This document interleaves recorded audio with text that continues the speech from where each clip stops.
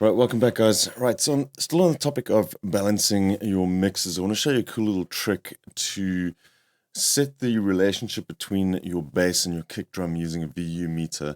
The kick and the bass is arguably the most important part of your track, especially if you're running dance music, and it does take up the most space in your mix as well. So getting them to sit correctly is pretty important.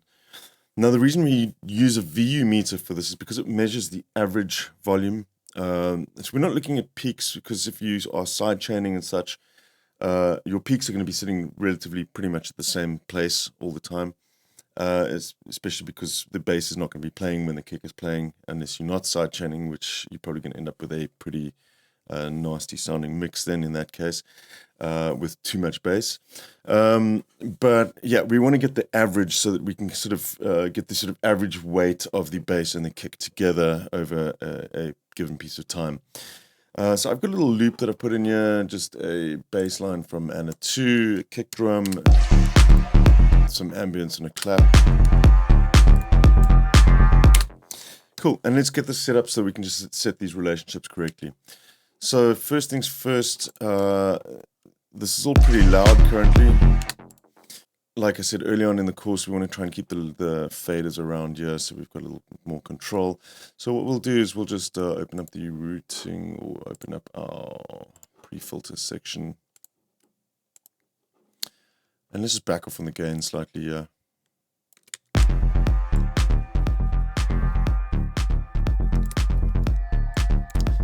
Okay, there we go. That's a little bit more manageable now.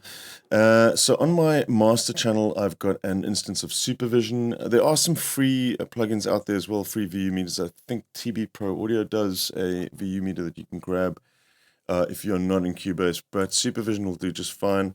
So open that up. Let's just remove this, so we've just got one single window here. And obviously, if Supervision is modular, you can kind of set this up as much as you want with as many windows as you like.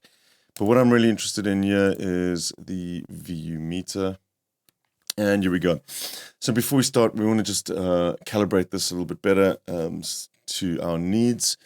Because you'll see here, we're right down at the bottom here. I want to kind of be up in this section here.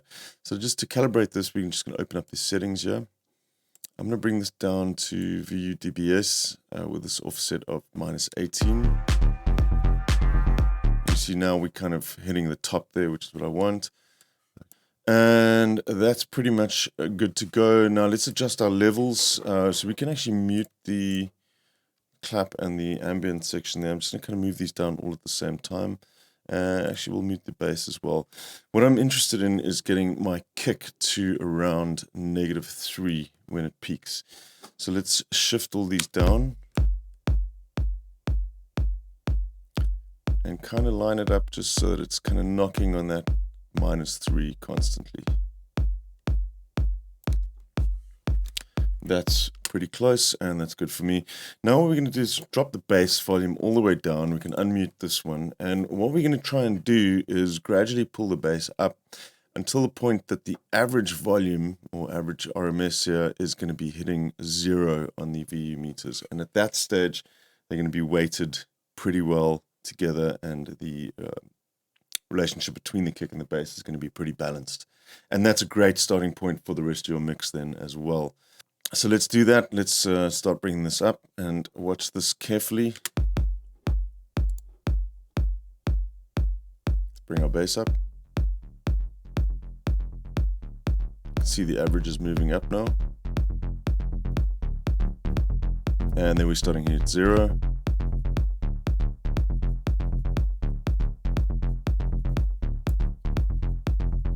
That's pretty close. Now I might shoot over once, twice, but you want to kind of just have it averaging around that 0. So that's pretty spot on now. Now if we unmute everything, we can take a listen back to everything. They're sounding pretty good there.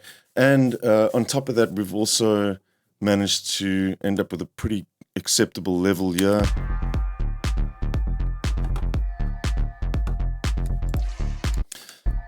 You can see we're sitting around -20 LUFS. That's pretty close to -18, and a good place to start your mix. And you're not going to end up overdriving your master at that stage. If your kick and bass is set around there, then everything else should fall into place after that. Great, so let's move on to the next one. I'll catch you in a bit. Thanks everyone for watching. We really appreciate all the support from you guys. If you love this video, then smash a like, and if you want to be notified about new videos, hit the subscribe and notification buttons. Peace!